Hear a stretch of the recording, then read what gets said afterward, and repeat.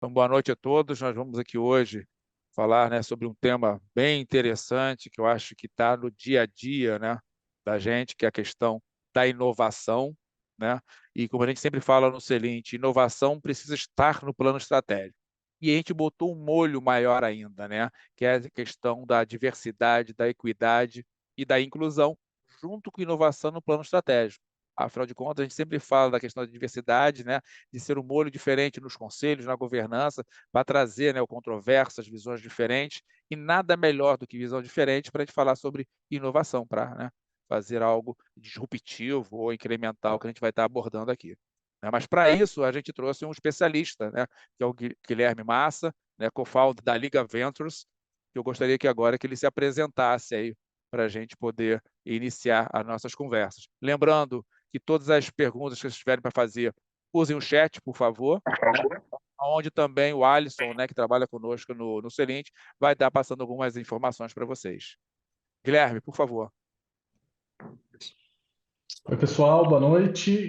Gaspar, obrigado pelo convite, Yuri também. Prazer estar batendo mais essa bola com vocês. Bem, sou um dos fundadores da Liga.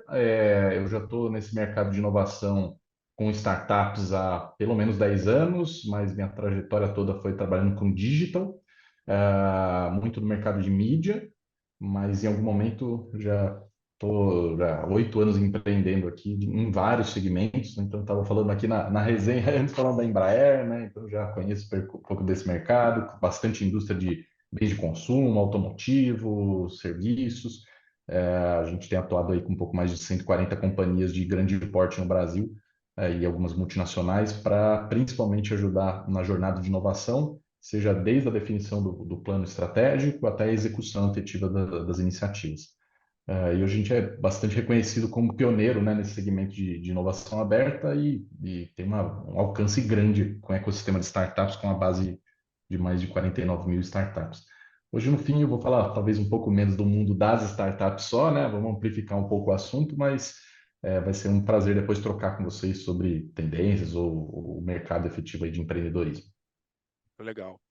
Guilherme, o tema está muito em voga, né? A gente discute isso muito nas salas de aula, nos conselhos, e hoje no programa que a gente tem no Celente, que é o Alumni Plus, a gente tem o Board Discute, né? Que a gente conversa sobre alguns assuntos, e a gente falou sobre empresas ambidestras. E aí não tem como não falar de inovação, né? E dentro da inovação, a gente falou um pouco sobre inovação incremental, inovação adjacente, inovação transformacional.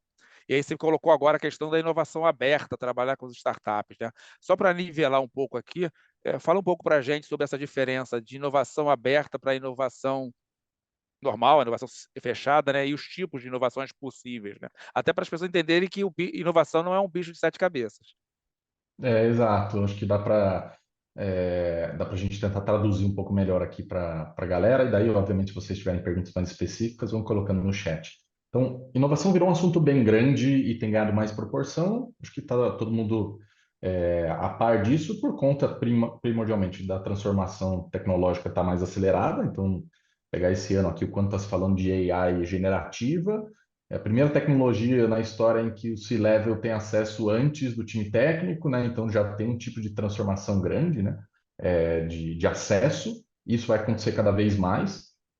Mas também tem uma questão de mais personalização e demandas, né, mais específicas do mercado consumidor. Então, no fim, você é demandado pelos seus clientes e também pela forma de entregar para os seus clientes.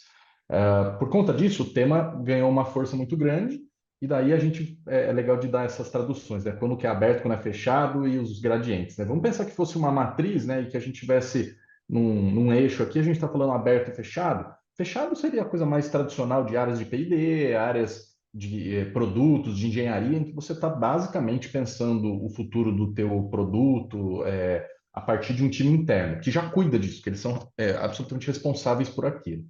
Em alguns casos está dentro do marketing, bem, enfim, depende da estrutura e do mercado.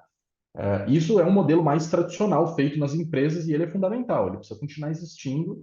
É um time que está muito ligado ao core business. Só que o que começou a acontecer, talvez nos últimos 15, 20 anos, é com a digitalização dos negócios, né, desde lá da bolha da internet, passando pelos smartphones, redes sociais, etc., começou a aparecer um tipo de negócio, que são as startups, que deram uma impulsão para uma coisa que já existia, né, há uns 20 anos atrás, que é o conceito de inovação aberta, que é vou fazer para além das minhas fronteiras.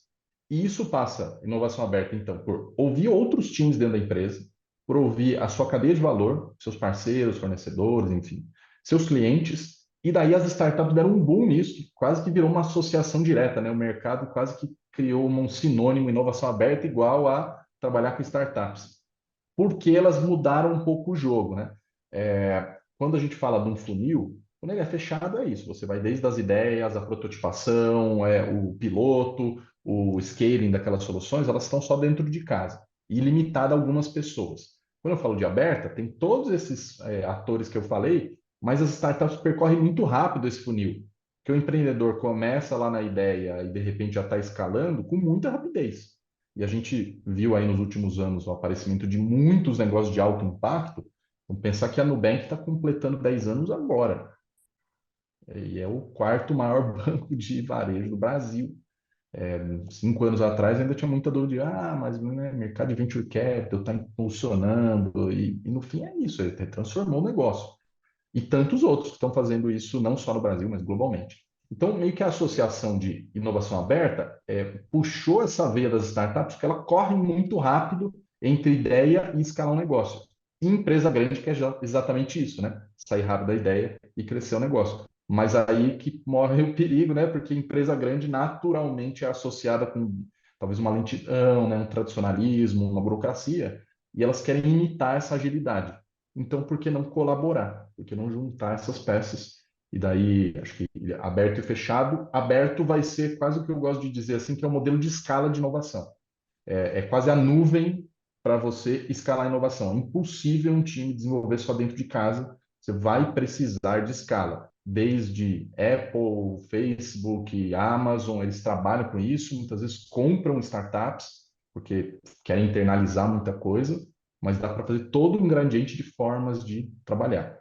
E daí, então, se um eixo é de um lado aberto e do outro lado fechado, a gente vai fazer cortes no aberto e fechado por tipo de inovação. Então, é verdade, você colocou bem que talvez as startups elas simbolizam muito a coisa da disruptura, da transformação, e é verdade, muitas delas crescem mirando isso. Mas a verdade é que a disruptura é o pote de ouro, né? Todo mundo quer, mas é difícil de viabilizar no ambiente, talvez de negócios, é muito de aposta, de tentativa e erro, é muito de vislumbrar cenários futuros. Você vai ter um passo anterior que são coisas adjacentes ao seu negócio, que a gente fala de inovação de sustentação.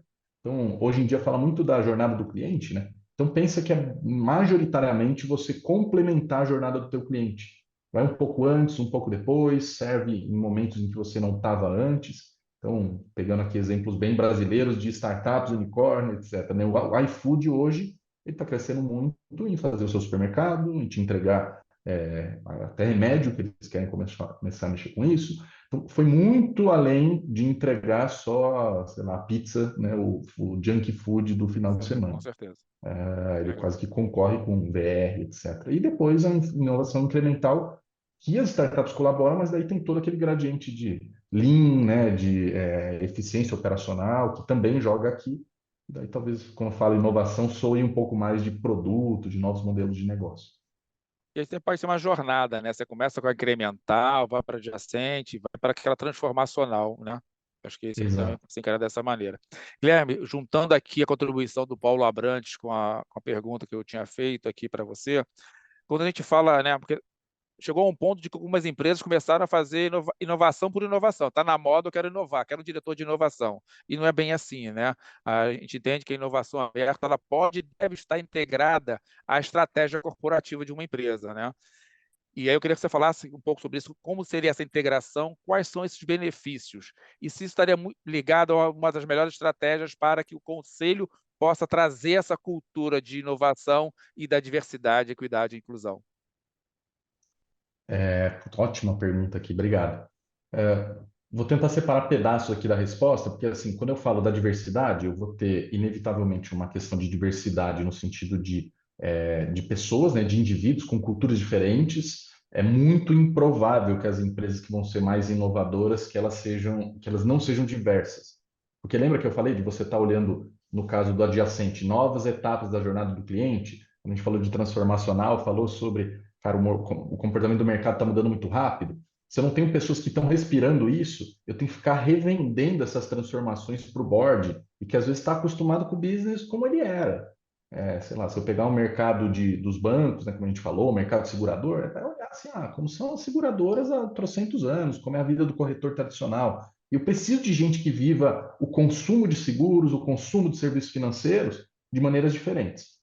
E daí a diversidade não só como consumidor, como vivência, mas assim, de uma maneira mais ampla, que eles naturalmente vão trazer ideias diferentes para desenvolver. Então, quando eu trago a diversidade para o lado de inovação, essas coisas precisam andar juntas, é crítico. Senão você fica vendendo, fazendo pitch interno de ideias, de projetos, e toda hora parece que as ideias são muito fora do ambiente corporativo, ou muito fora do nosso core business. Só que daí todo mundo quer ser disruptivo, não quer? Então, disruptivo vai exigir pensamento fora da caixa, fora do ambiente tradicional, e a diversidade é quase que uma condição para isso, ela é a base do molho, né? Talvez o último papo, o último ponto aqui, se eu puder complementar, do papel aí dos conselheiros, né? Então, talvez vocês vão ser as pessoas que vão trazer um pouco da diversidade na jornada de vocês, vão trazer networking para a empresa. Então, olha, tá vendo aqui que tem empresas já fazendo isso, tem inspirações, daí pode ser empresas pares, empresas de outros segmentos, ou inclusive empreendedores, startups. Ah, e não só trazer essa referência para não parecer que inventei da minha cabeça, né? Tipo, já tem gente fazendo, e também provocando essas ideias que possam ser, como eu falei, menos ligada ao seu core só.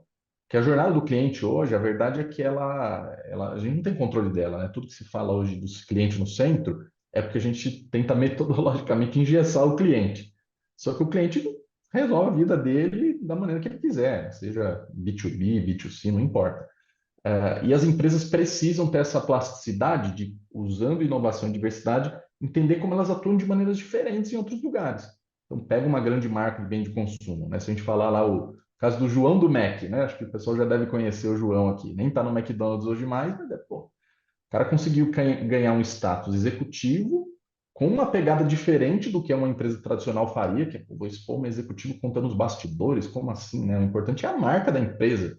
Não, isso é diversidade também. Diversidade de mentalidade, diversidade de como abordar o mercado de outra maneira, mais aberta, mais transparente.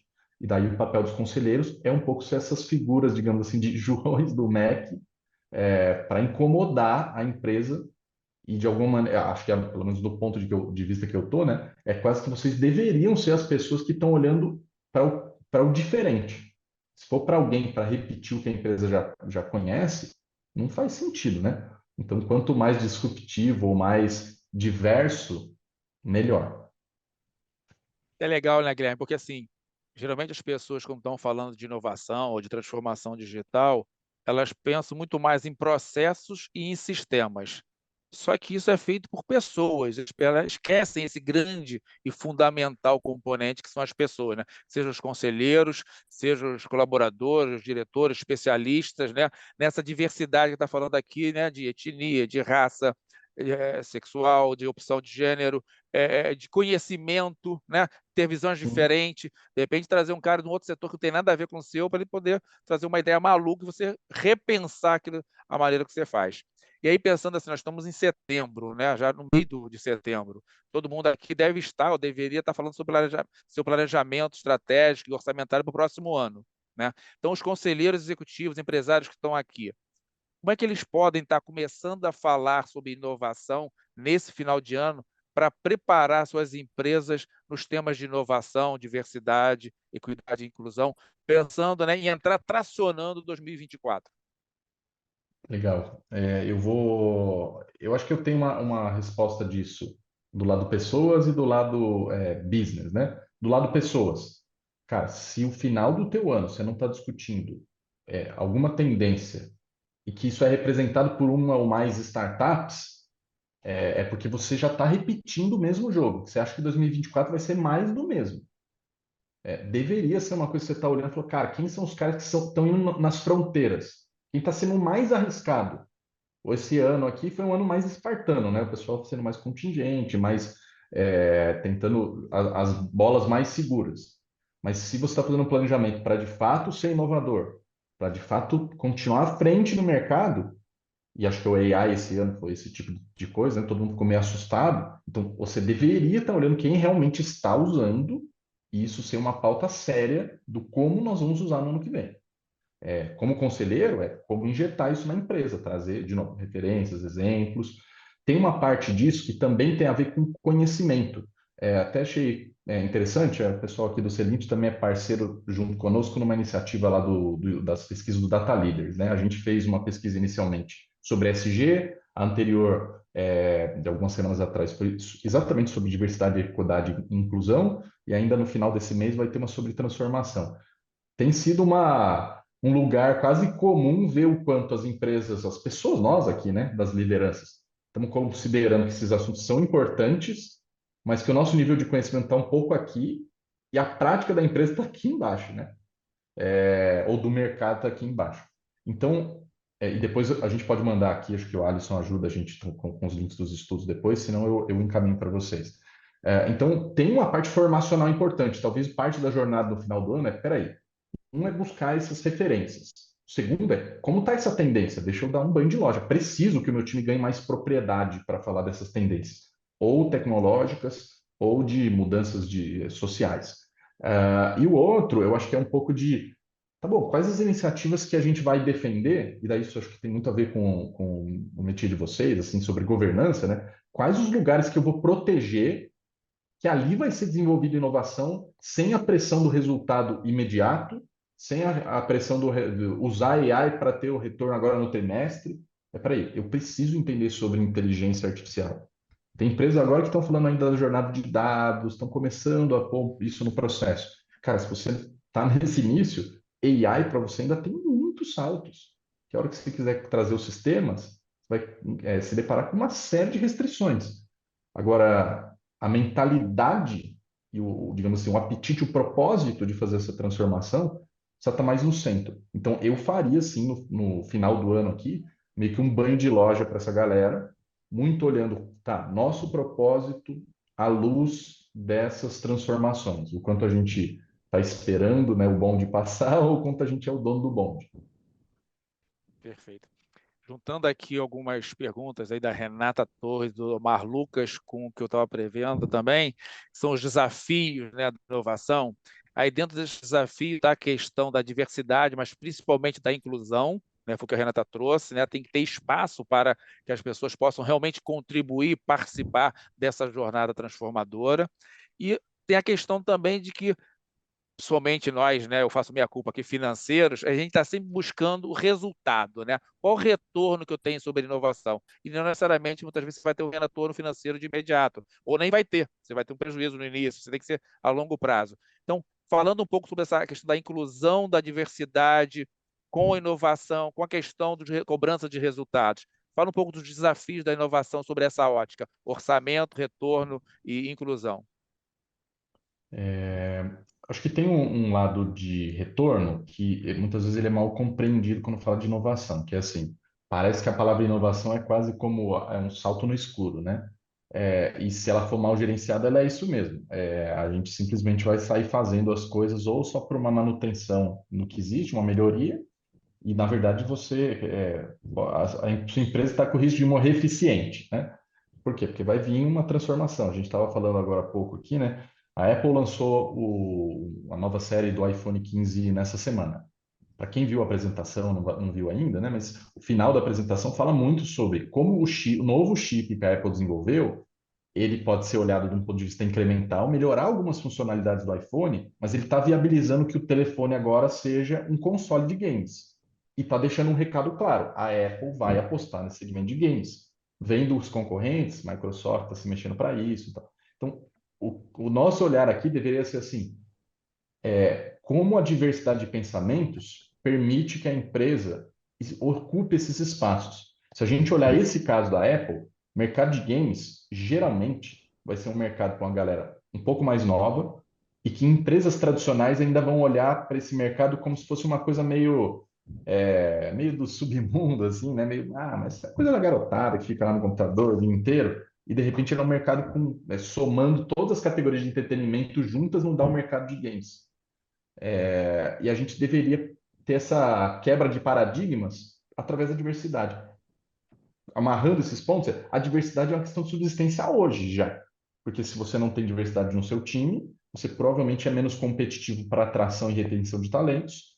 No médio prazo, você vai começar a ter prejuízo incremental ali e também no segundo horizonte ali, né, de ser adjacente, né, à inovação, de sustentação, que a jornada do teu cliente, que é diverso, já não bate com o que você propõe de soluções, porque você está olhando só um padrãozinho de persona que você sempre atendeu.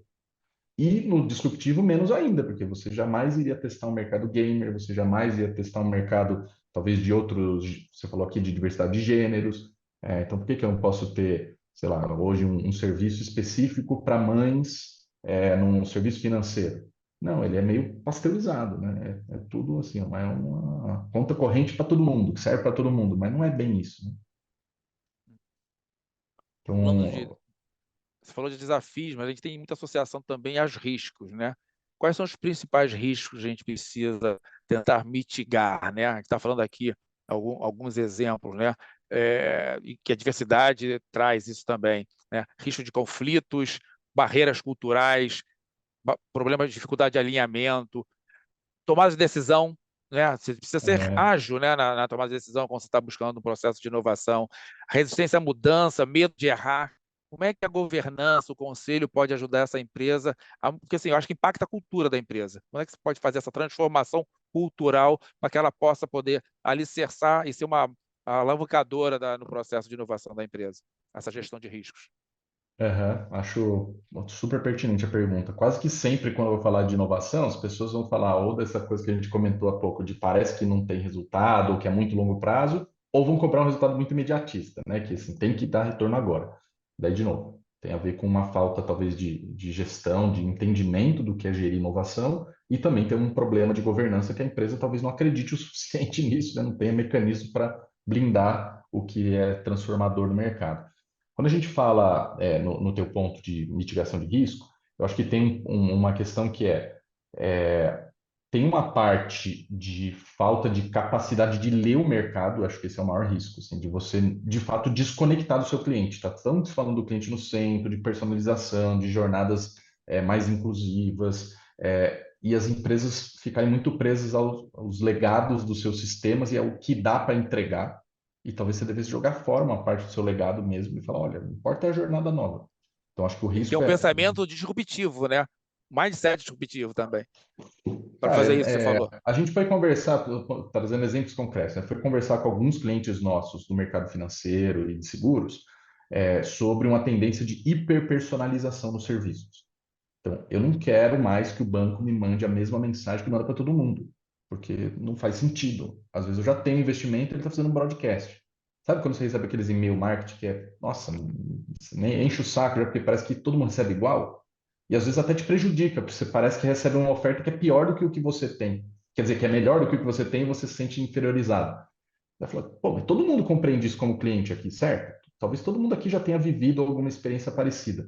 Por que é que a gente dá desculpa no ambiente corporativo e fala, mas aqui eu não consigo fazer mais? E daí, geralmente, a questão um legado, uma dificuldade de mobilizar time, de alinhamento de cultura, e da cultura mexer com tomada de decisão que você falou. Então, cara, preciso de estruturas mais leves. A resposta está ali. Senão, vou me desconectar do meu cliente. Talvez parte do seu legado então, põe ele aqui de lado e constrói o novo. Ficar tentando integrar tudo de tudo da sua história, talvez seja carregar muitas âncoras, né, na jornada. E o outro, cara, eu acho que é uma questão da empresa não ser mais interessante, da empresa ser um lugar tão chato de trabalhar que as pessoas vão começar a se repelir de estar naquele lugar. A gente está falando de cultura diversa, então está falando de um lugar mais amistoso, mais receptivo, mais empático. Daí todo mundo fala aí hoje do home office, do voltar para o trabalho no escritório, mas acaba talvez tirando a conversa muito do ponto de vista de gestão da RH e política interna. E no fim é muito maior do que isso, né? É assim, que sociedade que a gente quer colocar para nós? Onde seria um lugar em que você de fato gostaria de trabalhar nessa dinâmica? Então, e como isso colabora para a inovação? Se os times se encontram, e eu vou defender momentos em que eles se encontrem para falar de inovação, eles vão perceber que aquilo tem valor. Agora, só baixar a política lá porque, sei lá, o CEO, o board acha que é melhor estar no presencial, é fato, assim, começa a ter problema de pesquisa de clima no final do ano, você começa a ter problema de retenção, você começa a ter problema, inclusive, de atração de novos talentos, porque eles vão estar em outros modelos, para falar até do Open Talent hoje, né, até executivos trabalhando por jobs, cara, tá tudo muito intrínseco, né, então tem mil riscos, como você falou, acho que tem muita coisa de segurança, né, de cyber hoje e tal, mas eu acho que eu vejo coisas de uma maneira assim até bem direta e reta, que é o seu cliente pode não gostar mais de você, porque você não consegue acompanhar o discurso dele, né, você ficou para trás, e o outro é a tecnologia está num lugar em que você precisaria lançar a mão dela, hiperpersonalização, hoje que a gente fala de fintechização de negócios, cara, tantas plataformas para lançar negócios, serviços financeiros, e tem empresa que parece que está discutindo só um tempão e é aquela coisa amorosa, sabe? Pouco customizada, sei lá, numa jornada que a gente passou, a Mercedes-Benz, que já tem o banco Mercedes para viabilizar frotas, estava tentando colocar um cartão de crédito para o caminhoneiro há bastante tempo. E, cara, olha o tamanho, Mercedes-Benz global, conseguiria fazer isso. Sabe como que deu bom? Através de uma startup que estava fazendo exatamente isso. Cara, vou fazer a Diesel Bank, é tipo uma fintech para serviços financeiros para o caminhoneiro. Só que ela é mais plástica, né? Ela se move mais rápido, ela consegue adaptar com mais facilidade, não fica presa lá nos modelos da Mercedes-Benz. E daí deu bom, pô. A Mercedes ganhou um monte de serviço em 4 meses, nova linha de receita, e nem era o carro-chefe, digamos assim, não é o lugar que todo mundo está se descabelando. Mas daí aparece aqui e você fala, pô, nem sabia, né? Então acho que o papel dos conselheiros é ser esse incômodo, esse cara que está puxando, estressando a régua, para que a empresa não fique fazendo um planejamento estratégico que parece que você está reencarnando o planejamento. É mais do que você já viu, aqueles projetos que não deu certo, ou uma versão 1.2, sabe? Não, precisamos ir para a versão 4.0. Guilherme, às vezes é um contrassenso, e até para te permitir, a gente está chegando ao final da live, esse tema tão interessante, você fazer as suas considerações finais diante de uma pergunta que eu vou fazer, até uma dúvida de modelo, talvez não tenha certo e errado. A gente fala muito de inclusão, né? Mas quando a gente tem aquela turma inovadora da inovação, né? A gente pensa por uma tribo totalmente diferente, né? De comportamento, de vestimenta, de pensamento.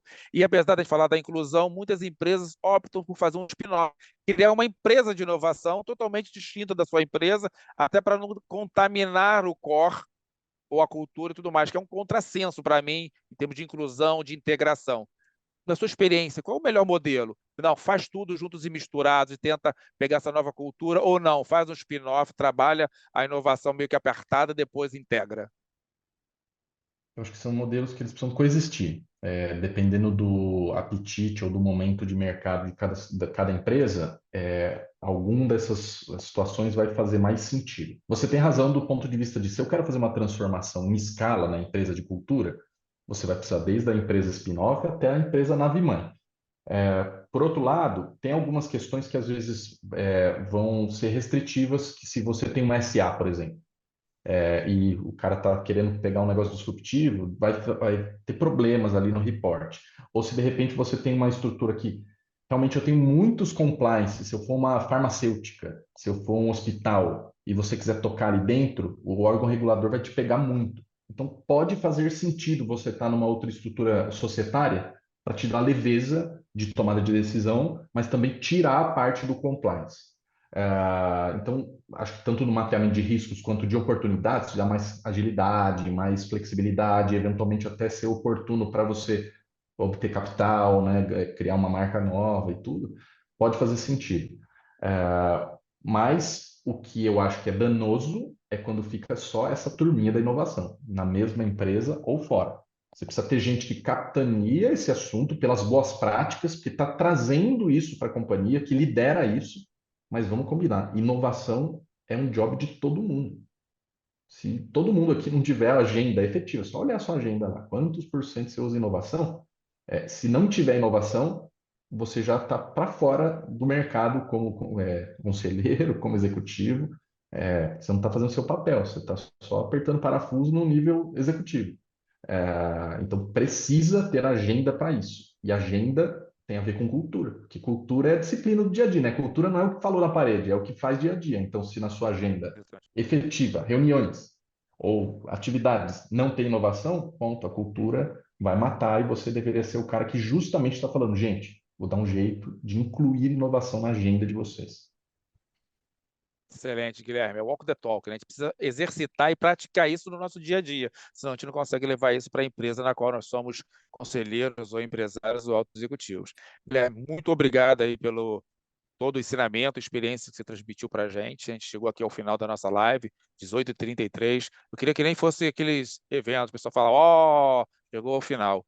Mas tem muito mais pela frente, né? Nós vamos falar sobre family office, vamos continuar abordando os capítulos, né, do Manual do Conselheiro, né, do Conselheiro de Empresas do Vanderlei, falando sobre a agenda da governança, os resultados, o mercado. Queremos fazer uma live com os experts de governança do Celint.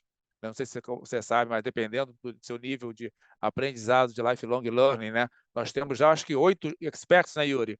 No Celint, a gente vai fazer uma live sobre isso, para trazer um pouco da experiência deles para vocês.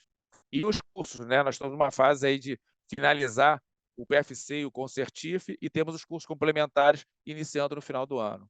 Então, assim, não deixem de pegar a agenda com a gente no site, né? Olhar e se programar e fazer o PDI de vocês, né? Isso é importantíssimo para quem quer ser um conselheiro efetivo, atuante, né? E acelerar seu trabalho e fazer o PDI. Isso bota o martelo o tempo inteiro. Tem gente que está em falta comigo, vou cobrar.